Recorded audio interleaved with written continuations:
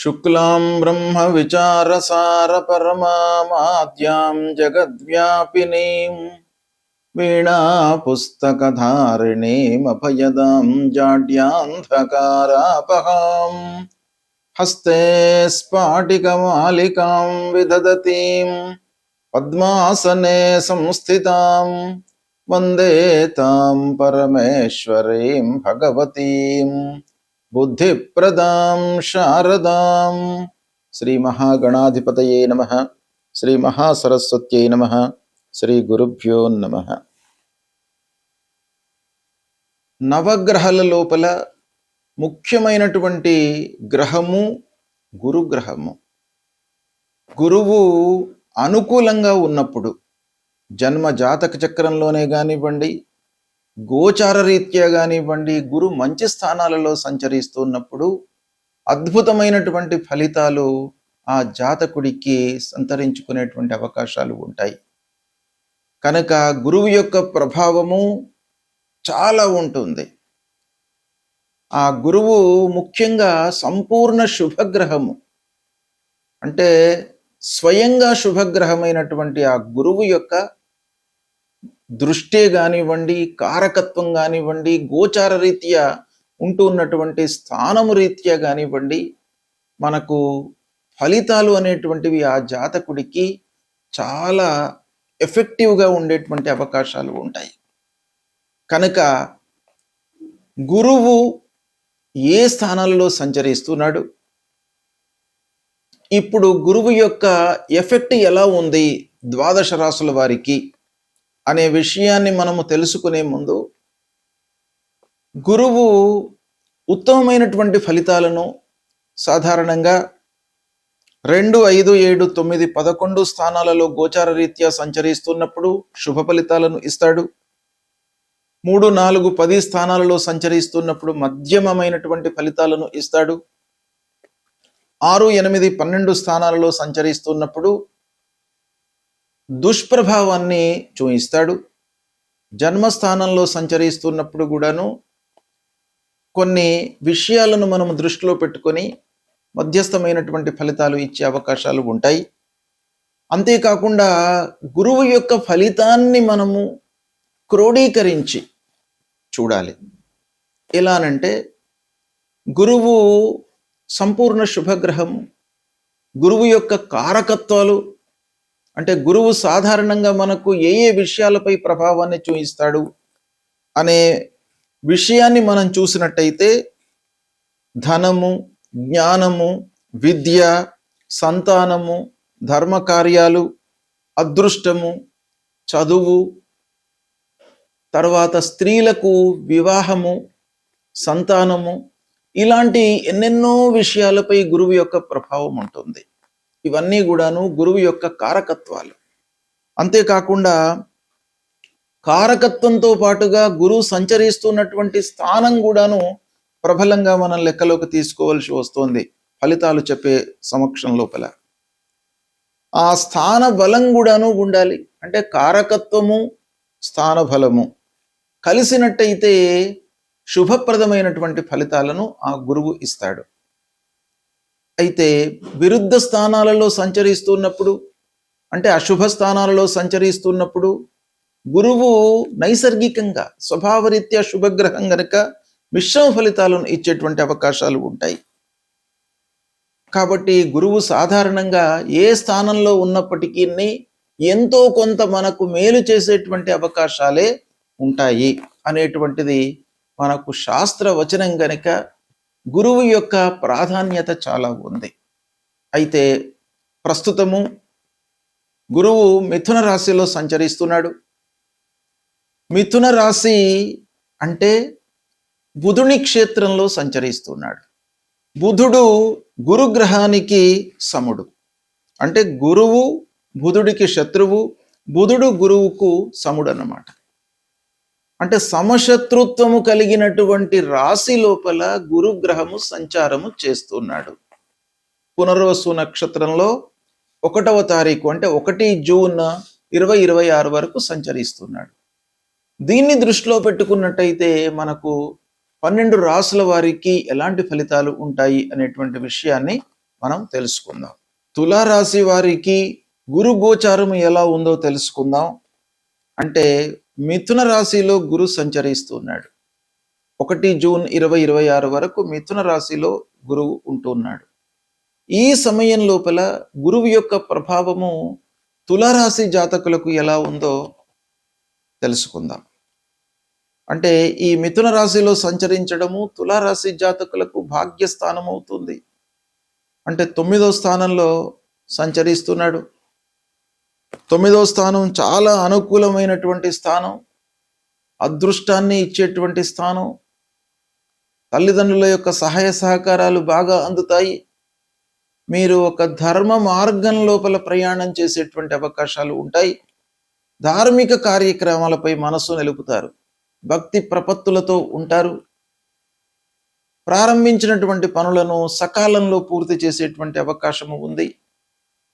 అయితే తులారాశి అధిపతి శుక్రుడు. గురు శుక్రులకు శత్రుత్వం ఉంటుంది.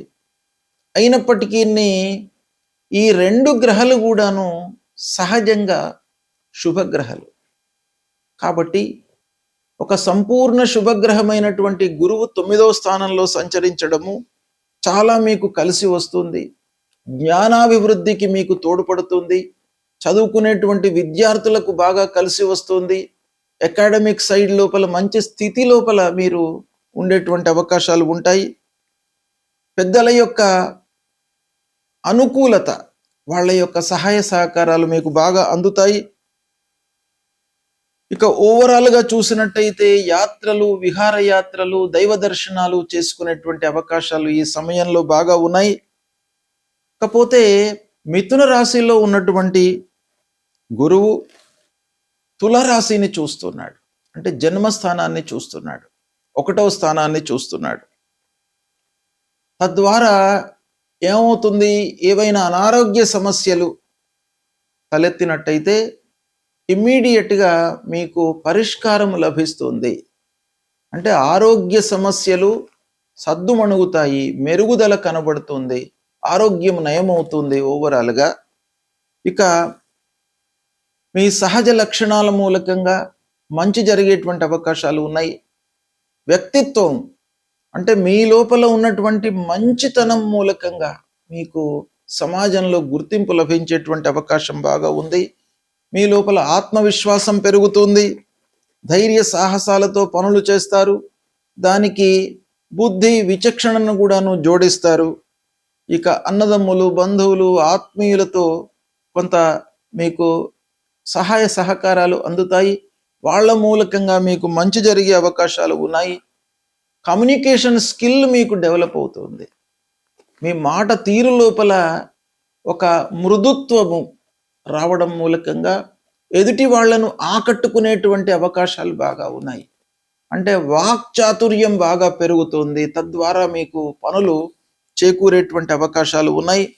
పిల్లల విషయంలో మంచి జరుగుతుంది. వాళ్లకు సంబంధించినటువంటి చదువు, ఉద్యోగము, సెటిల్మెంటు, వివాహాది శుభకార్య ప్రయత్నాలలో మీకు బాగా కలిసి వస్తుంది. స్వయంగా కూడాను మీరు చదువు లోపల రాణిస్తారు. అంటే పిల్లల విషయమే కాకుండా మీరు కూడాను స్వయంగా చదువుకోవడానికి ఎక్కువ అవకాశాలు ఉన్నాయి. దైవానుగ్రహం లభిస్తుంది. ఉన్నత విద్యకై విదేశీ ప్రయాణాలను చేపడతారు. శుభకార్యాలు చేస్తారు. కుటుంబం లోపల శాంతి, సామరస్యము, ఆనందము, సౌఖ్యము వెళ్ళి విరిసేటువంటి అవకాశాలు ఉన్నాయి. ధనము, రాబడి, స్థిరాస్తుల మూలకంగా మీకు డబ్బు అందుతుంది. గౌరవ మర్యాదలు పెరుగుతాయి. ఓవరాల్గా మీకు ఈ సమయము అంటే 1 జూన్ 2026 వరకు తులారాశి వారికి గురువు యొక్క అనుకూలత బాగా ఉంది. కాబట్టి మీకు 90% గురువు మూలకంగా శుభ ఫలితాలు ఈ సమయం లోపల కలుగుతాయి. 10% మట్టుకు ప్రతికూలత ఉంది. స్థానం 9వ స్థానం, గోచార రీత్యా మంచి స్థానంలో గురువు సంచరిస్తున్నాడు. సహజ శుభగ్రహము. అయితే ఈ 10% ఎందుకయ్యా ప్రతికూలత ఉంటుంది అనంటే గురు శుక్రులకు శత్రుత్వం ఉంది కాబట్టి తద్వారా కొన్ని విషయాలలో మీకు ఇబ్బందులు కలిగేటువంటి అవకాశాలు ఉంటాయి. కాబట్టి దాన్ని మీరు అధిగమించడానికి గురు కృప కొరకై సద్గురువులను సందర్శించుకోవడము, భక్తి మార్గంలోకి వెళ్ళడము చేసినట్టయితే మీకు శుభ ఫలితాలే ఎక్కువగా కలుగుతాయి, సంతృప్తిగా ఉంటారు. గురువు ప్రతికూల అనుకూల మధ్యస్థ స్థానాలలో సంచరిస్తున్నప్పుడు మనము తప్పకుండా పరిహారాలను చేసుకోవాలి. సాంప్రదాయ జ్యోతిష్యం ప్రకారంగా ఆధునికంగా మనము చూస్తున్నటువంటి అన్ని విషయాలను మనము దృష్టిలో పెట్టుకున్నట్టయితే శుభస్థానాలలో సంచరించడము, శుభ దృష్టి ఉండడము, గోచార రీత్యా అనుకూలమైనటువంటి స్థానాలలో సంచరించడము, కారకత్వాలు వీటన్నిటిని కూడాను మనం దృష్టిలో పెట్టుకున్నట్టయితే శుభ అశుభ స్థానాలు పరిహారాలు వీటిని మనము నిర్ణయించుకొని గురువుకు సంబంధించినటువంటి విషయాలలో మనం పరిహారం చేసుకోవాలి. ముఖ్యంగా ఏంటంటే ద్వితీయ పంచమ సప్తమ నవమ ఏకాదశ స్థానాలలో మంచి ఫలితాలను ఇస్తాడు గురువు. అంటే గోచార రీత్యా ఈ స్థానాల్లో సంచరిస్తున్నప్పుడు శుభ ఫలితాలను ఇస్తాడు. శుభ ఫలితాలను ఇస్తున్నప్పుడు ఆ గురువును మనం పూజించడం మూలకంగా ఏకాగ్రత కలిగేటువంటి అవకాశాలు ఉంటాయి. అంటే గురువుల యొక్క ఇంకా అనుగ్రహం పెరగడానికై మనం చేయాలి. ఇక 3, 4, 10 స్థానాలలో సంచరిస్తున్నప్పుడు మధ్యమైనటువంటి ఫలితాలను ఇస్తాడు. ఈ మధ్యమైనటువంటి ఫలితాలను ఇస్తున్నప్పుడు గురువుకు సంబంధించినటువంటి స్తోత్రాలు పారాయణాలు చేసుకోవాలి. ఇక ముఖ్యంగా అరిష్ట స్థానాలు దుస్థానాలలో సంచరిస్తున్నప్పుడు మట్టుకు మనము తప్పకుండా పరిహారాలను చేసుకోవాలి. అవి ఏ స్థానాలు అని అనంటే షష్టమ స్థానము, అష్టమ స్థానము, ద్వాదశ స్థానము, జన్మస్థానము. ఈ 4 స్థానాల లోపల కూడాను మొదటి 3 స్థానాలు ముఖ్యంగా 6, 8, 12 ఈ స్థానాలలో సంచరిస్తున్నప్పుడు గురువు ప్రతికూలతనే ఎక్కువగా ఇచ్చేటువంటి అవకాశాలు ఉంటాయి. అయితే స్థానము ప్రతికూలమైనప్పుడు గురువు సహజంగా శుభగ్రహం గనక సహజ శుభగ్రహము ఏ స్థానంలో ఉన్నప్పటికీ మనకు 40% వరకు మంచి ఫలితాలను ఇచ్చే అవకాశాలు ఉంటాయి. ఇక స్థాన ప్రభావం మూలకంగా ±40% ఫలితాలను ఇచ్చేటువంటి అవకాశాలు ఉంటాయి. ఇక దృష్టి మూలకంగా మనకు ±20% ఫలితాలను ఇచ్చే అవకాశాలు ఉంటాయి. ఈ విధంగా దీన్ని క్లాసిఫై చేసినట్టయితే దుస్థానాలలో ఉన్నప్పుడు మట్టుకు తప్పకుండా పరిహారం చేసుకోవాలి. ఏం చేయాలి అని అంటే ప్రథమంగా సద్గురువులను సందర్శించుకోవడము. గురువు త్రిమూర్తి స్వరూపుడు కాబట్టి ఆ గురువులను సందర్శించుకోవడము, వాళ్ళను సేవించుకోవడము, వాళ్ళు చెప్పినటువంటి ఏదైనా కూడాను ఒక అనుగ్రహ భాషణను మనం వినడము, గురువుకు సంబంధించినటువంటి మూలమంత్రాన్ని జపించడము, దేవానాంచ ఋషీణాంచ గురుంకాంచన సన్నిభం వందనీయం త్రిలోకానాం తం నమామి బృహస్పతిం అనేటువంటి మూలమంత్రాన్ని చదువుకోవడము, తల్లిదండ్రులను సేవించడము అన్నిటికంటే కూడాను మనకు ఉత్తమమైనటువంటి పరిహారంగా శాస్త్రంలో చెప్పబడి ఉంది.